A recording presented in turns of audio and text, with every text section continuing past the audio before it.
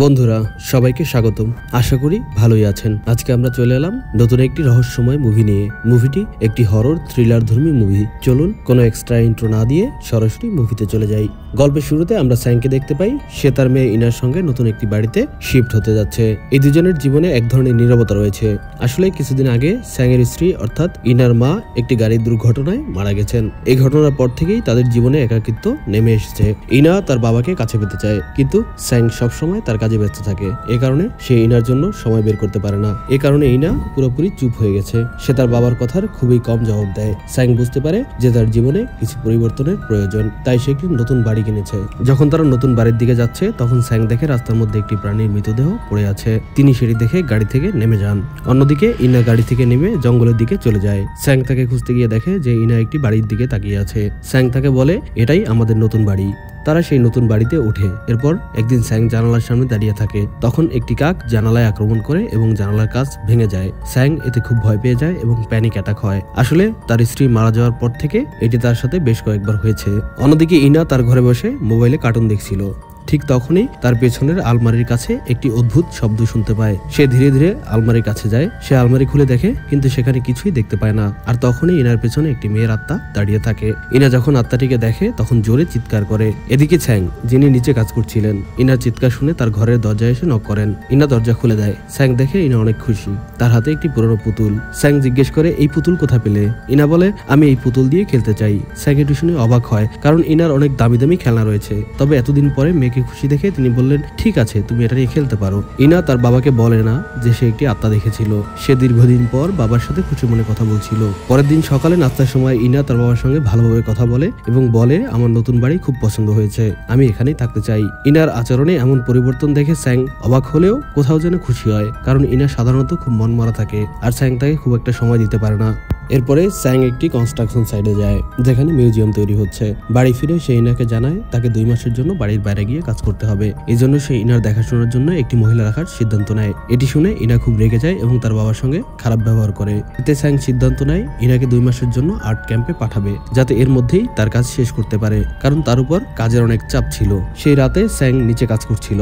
তখন উপরের ঘর থেকে ভায়োলিনের শব্দ শুনতে পায়। সে ইনাকে বলে, ভায়োলিন বাজানো বন্ধ করো, অনেক রাত হয়ে গেছে, আমি কাজ করতে পারছি না। কিন্তু ভায়োলিনের শব্দ আরো জোরালো হয়। তাই সে ইনার ঘরে যায় এবং গিয়ে দেখতে পায় যে ইনা ঘুমিয়ে আছে। তখন স্যাং আলমারি থেকে কিছু শব্দ শুনতে পায়, যা খোলা অবস্থায় ছিল। সে আলমারিটি চেক করে, কিন্তু ভিতরে কিছুই দেখতে পায় না। এরপর সে আলমারিটি বন্ধ করে দেয়। তবে ঘর থেকে বের হওয়ার আগেই আলমারির দরজা আবার আপনা আপনি খুলে যায়। এটি দেখে স্যাং অবাক হয়ে যায়, কারণ সে মাত্রই আলমারির দরজা বন্ধ করেছিল। ঠিক তখনই আলমারির ভেতর থেকে একটি নারী বেরিয়ে আসে এবং স্যাং এর সামনে নিজের জীবন শেষ করে দেয়। পরের মুহূর্তে স্যাং এর ঘুম ভেঙে যায়। এতে সে খুব ভয় পেয়ে যায় এবং ভাবে এটি হয়তো একটি দুঃস্বপ্ন ছিল, কিন্তু এটি বাস্তবে দুঃস্বপ্ন ছিল না। এখন স্যাং কাজে যাওয়ার জন্য প্রস্তুত হয়। সে ইনার দেখাশোনার জন্য একজন মহিলা রাখে। মহিলা এসে ইনাকে দেখে রাখে। স্যাং কাজে চলে যায়। সে চাচ্ছিল তার বাবা তার সাথে থাকুক, কাজের মহিলা না রাখুক। ইনা এই ঘটনায় খুব রেগে যায় এবং তার ঘরে চিৎকার করতে থাকে, কিন্তু কাজের মহিলা এতে কোনো গুরুত্ব দেয় না। সে বাইরে বসে দুধ খাচ্ছিল। ঠিক তখনই সে দুধে একটি জীবন্ত মাছ দেখে এবং ভয় পেয়ে বাড়ি ছেড়ে চলে যায়।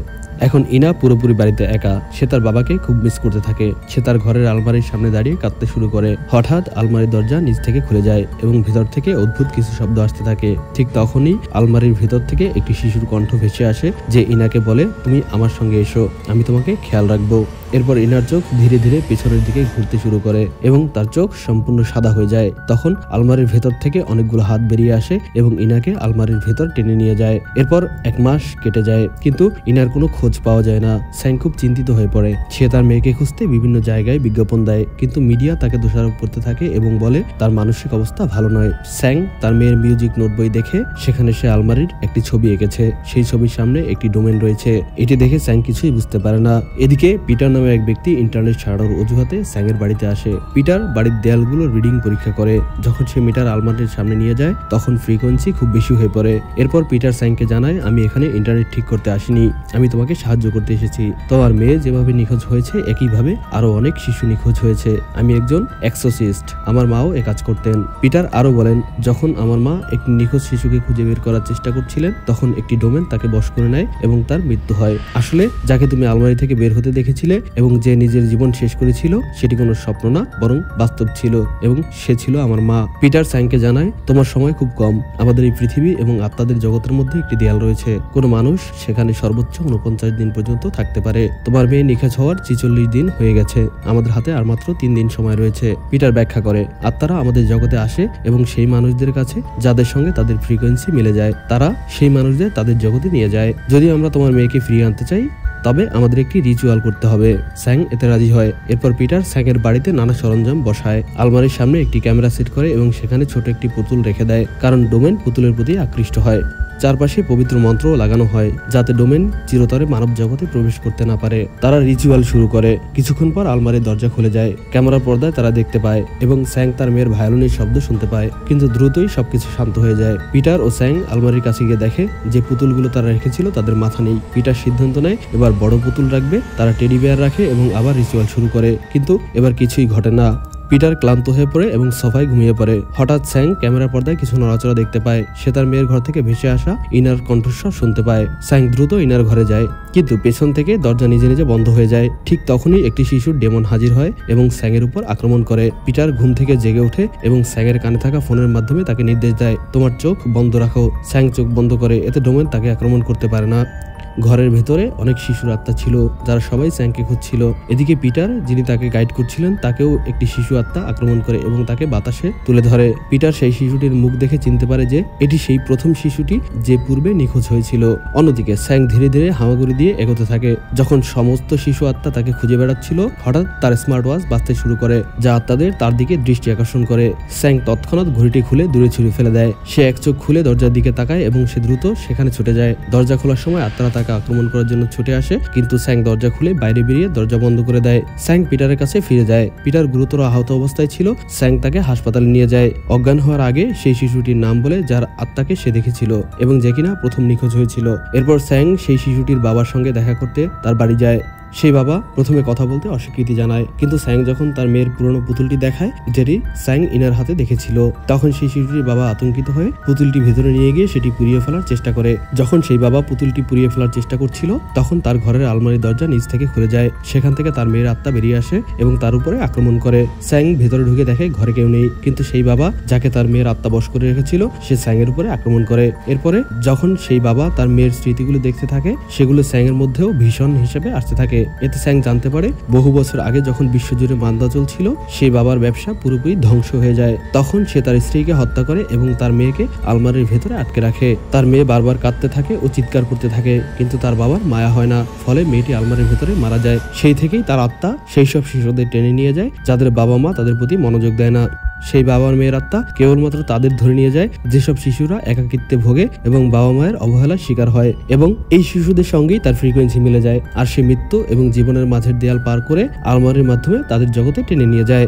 এদিকে সেই বাবার আত্মা অধিকৃত অবস্থায় স্যাংকে হত্যা করার চেষ্টা করছিল। ঠিক তখনই পিটার সেখানে উপস্থিত হয়। পিটার তার কপালে নিজের আঙ্গুল রেখে একটি পবিত্র মন্ত্র পড়ে, যার ফলে সেই বাবাকে ছেড়ে দেয়। তখন আলমারির দরজা খুলে যায় এবং সেই বাবার মেয়ে তার বাবাকে আলমারির ভেতর টেনে নিয়ে যায়। এই ঘটনায় সেই শিশুটির বাবা মারা যায়। পিটার হসপিটালে থাকাকালীন তার মায়ের আত্মা তাকে সাহায্য করে। তার মা জানায় যদি তুমি স্যাংয়ের মেয়ে ইনার জীবন বাঁচাতে চাও তবে তোমাকে সেই মেয়েটির মায়ের আত্মাকে খুঁজে বের করতে হবে। এরপর পিটার ও স্যাং আবার স্যাংয়ের বাড়িতে ফিরে যায়। স্যাং দৃঢ়ভাবে বলে, আমি আমার মেয়েকে বাঁচানোর জন্য যে কোনো কিছু করতে রাজি। পিটার জানায়, আমাদের হাতে মাত্র আধ ঘন্টা বাকি। এই সময় তুমি যদি ইনার আত্মাকে ফিরিয়ে আনতে পারো তাহলে তাকে বাঁচানো সম্ভব, না হলে তুমি যে জগতে যাচ্ছ সেখানে তোমারও মৃত্যু হতে পারে। পিটার একটি মোমবাতির বৃত্ত তৈরি করে এবং মোমবাতি জ্বালিয়ে রিচুয়াল শুরু করে। এরপর সে স্যাংকে আলমারির ভেতরে পাঠায়। স্যাং আলমারির ভিতরে ঢুকে একটি স্থবির সময় পৌঁছে যায়। সেখানে অনেক আত্মা তার উপরে আক্রমণ করার চেষ্টা করে, কিন্তু পিটার, যিনি বাইরে বসে মন্ত্র জপছিলেন, তিনি তাকে রক্ষা করে। ধীরে ধীরে স্যাং একটি জায়গায় পৌঁছায় যেখানে অনেক শিশু খেলছে এবং আনন্দের সময় কাটাচ্ছে। এরা সেই শিশুরা যারা তাদের ঘর থেকে নিখোঁজ হয়েছিল। তারা তাদের বাবা মার অবহেলায় কষ্ট পেয়ে এই জায়গায় এসেছিল। স্যাং সেখানে তার মেয়ে ইনার নাম ধরে ডাকতে থাকে। হঠাৎ সমস্ত শিশুরা তার দিকে তাকায়, কিন্তু তাদের চেহারা বদলে যায়। তারা স্যাং এর দিকে এগিয়ে আসতে শুরু করে। ঠিক তখন স্যাং তার মেয়ের ভায়োলিনের শব্দ শুনতে পায়। সে দ্রুতই সুরের উৎসের দিকে ছুটে যায় এবং দেখে ইনা ভায়োলিন বাজাচ্ছে। সে ইনার কাছে পৌঁছানোর মুহূর্তে তার সামনে সেই মেয়েটির আত্মা হাজির হয় যার বাবা তাকে আলমারিতে বন্দী করেছিল। সেই আত্মাই সমস্ত শিশুকে এখানে এনেছিল। এই আত্মা ইনাকে তার অধীনে নিয়ে নেয় এবং বলে তোমার বাবাকে হত্যা করতে হবে।